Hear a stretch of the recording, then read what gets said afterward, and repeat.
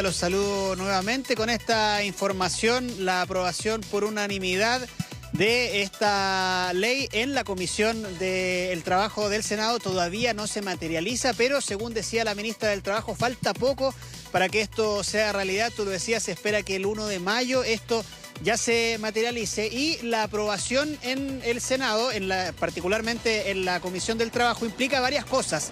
Implica algunos artículos que era necesario estructurar para irle dando forma a esta ley. El más importante, podríamos decir, el que podría afectar en la práctica a los trabajadores, tiene que ver con esta posibilidad que van a tener los trabajadores de negociar con los empleadores una jornada semanal de 4 días de trabajo efectivo y 3 de descanso. Por ejemplo, trabajar de lunes a jueves y hoy jueves finalizar esa jornada laboral y reintegrarse el día lunes, o bien, por ejemplo, tomar el día lunes también como descanso y comenzar de martes hasta el viernes. Eso se podría hacer con esta ley aprobada, acomodando las jornadas laborales según un acuerdo entre ambas partes.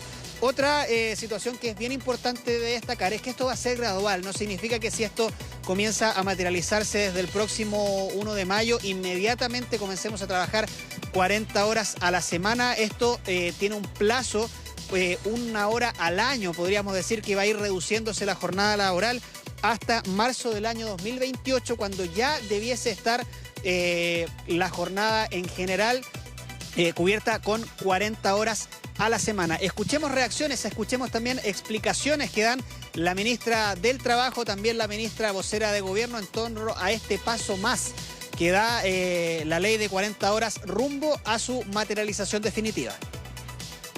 Estamos muy contentas. Estuvimos 4 años en el periodo anterior tratando de empujar esto, pero solo desde el Parlamento. Por lo tanto, que hayamos logrado esta conversación liderada por el gobierno, pero con harta transversalidad también de la oposición, y en eso yo quiero destacarlo, valorarlo, el ánimo constructivo, la necesidad de entender, ¿cierto?, de que el trabajo colectivo para poder enfrentar las necesidades de la gente es sumamente importante, y las necesidades de la gente está en mejorar la calidad de vida.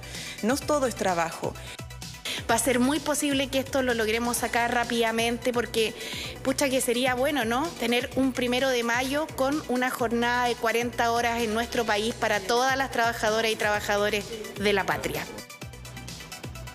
Desde que hace 5 años comenzó esta tramitación, cuando de hecho la actual ministra vocera de Gobierno era diputada y fue una de las impulsoras de esta idea, algunas empresas comenzaron por iniciativa propia a implementar este sistema de las 40 horas, desmitificándose, digo, también algunos temores que existían al inicio respecto a la baja en la productividad, a qué iba a pasar con los salarios. Todo eso se ha ido despejando en este largo camino que ha tenido que avanzar el proyecto de 40 horas, en el que además con esta discusión que se dio en el Senado y que finalizó en la jornada de ayer, se fueron despejando también otros temas. Les decía yo, la gradualidad. En marzo del 2024 se reduciría recién la primera de estas 5 horas que hay que quitar a la jornada actual de 45, y el año 2028, en marzo de ese año, finalmente llegaríamos a las 40 horas totales. Se reconoce también esta posibilidad, por ejemplo, de que quienes son padres, madres o están a cargo de niños menores de 12 años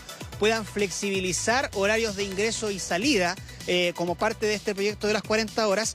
Y también, por ejemplo, se reconoce expresamente en la ley los sistemas de control electrónico. Obviamente también se aprueba la modificación al Código del Trabajo, que cambia de 45 por 40 horas la jornada laboral a la semana. Escuchemos más reacciones a propósito de esta aprobación que, hay que insistir, no es definitiva. Esto es, eso sí, un paso más bien importante de cara a la materialización de las 40 horas laborales.